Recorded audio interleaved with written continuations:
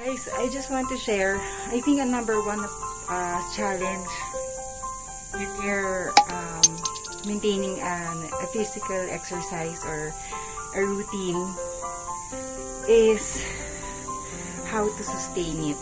Oh my God! So yung ginagawa ko po, hinihingal po ako. Nagwa-warm up ako. Ang ginagawa ko po, after ko ng duties ko sa morning, I take a rest, a short rest lang, siguro 30 to 45 minutes.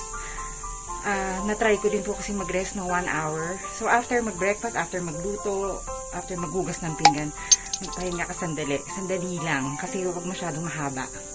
Kasi more than an hour, ano na yun, that's so extensive. So, mangyayari niya, tatamarin ka na.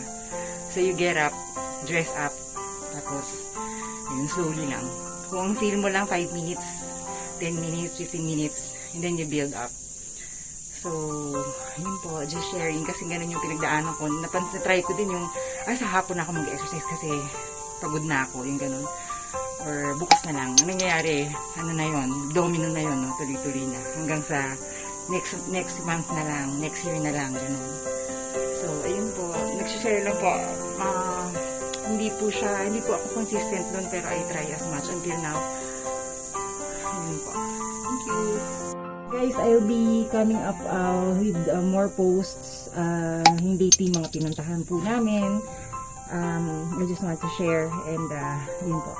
Thank you so much for watching my stories. I hope that you continue to support me and my son by subscribing, by liking, by sharing, and para naman po ma-improve po yung vlogs ko. Thank you. Have a good day.